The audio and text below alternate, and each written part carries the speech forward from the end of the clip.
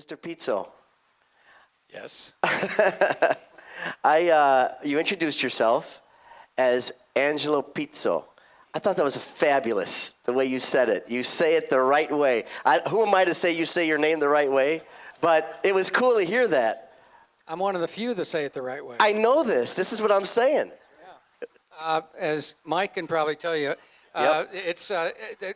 there's tendency in this country to soften the two Z's together. Right. But that's really not the way. Well, he did the same thing. Yeah, I mean, is this on? Yes. Yeah, for the first 3 months of my rookie year was funny. It was, is it Piazza or is it Piazza? And I was saying it's pronounced Piazza, and for some reason, it turned into some kind of funny controversy, or at least I was like, I prefer, as Pizzo, I prefer the Italian inflection.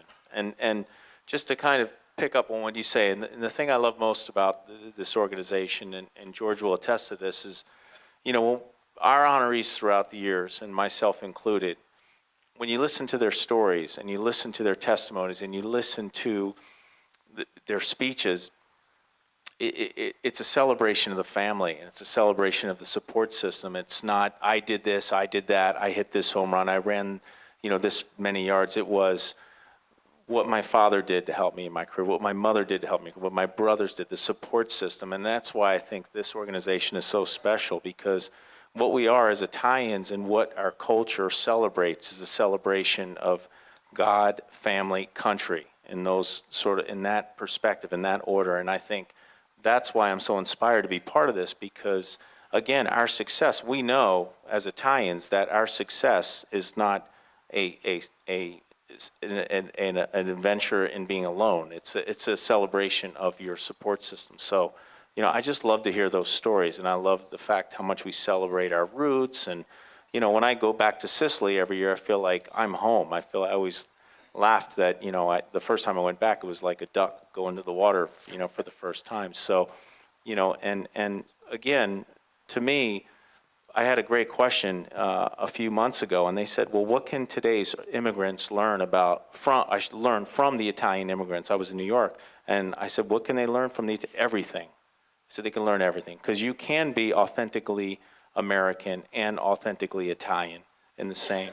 Celebrate both cultures and celebrate both heritages. And so, that's one of the most, touching things, and one of the most important things we celebrate here tonight. So, How could you not love this guy? I mean, really, is it possible?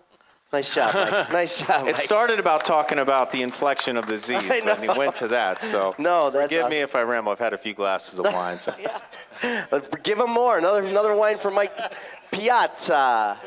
Angelo, what I was touching on, though, again, because your work is so much about heart and so much about passion, and the passion of being an Italian American seems to be just exuding from you. Especially when I heard you tonight say your name, and then also when you think about really, I was like, how cool is that? And when your movies Hoosiers and Rudy, I mean. Let me ask you a question about this. When you hear the fact that you are responsible, you and your partner, of course, and your team, responsible for arguably the best sports movies in history ever. I mean, you've got the Joe DiMaggio, you got the Lou Gehrig story. You got some great movies you're up against here. I mean, what could you ever imagine that would happen? Well, of course not. I could never imagine anything like that. And thank you all. Thank you very much for saying that. But very well spoken, Mike, what you said. And it really relates to my feeling about the films I make, which is that it is a community, and the movies are about community, and movies are about support system. No one in any of my films could have achieved their success without their group, their friends, their coaches, their team behind them. And I feel the same way about making the movie. Yes, I came up with the original screenplay, but without the execution, without the cast and the crew, I mean, I can't imagine what the movie, what Hoosiers would be without Gene Hackman or Dennis Hopper or the kids we hired. It would be a totally different movie. So everybody is dependent on on the community that you create. And David Anspaugh, the director, we really tried to, we understood the importance of community. We understood the importance of having everybody doing their job, and not just doing their job, but thinking about and feeling about the movie in the same way we did. And that we were on an endeavor that had a higher purpose than just making money. We weren't trying to turn out something that was just aiming for box office. When we made Hoosiers, we grew up in Indiana.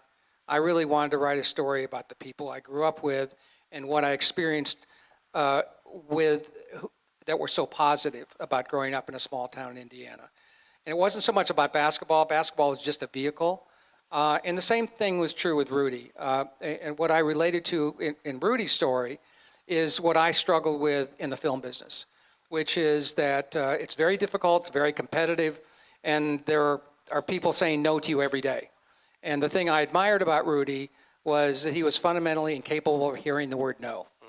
And he never personalized the word no, which is, I think, a key to success in any business. So again, it's beyond the sport.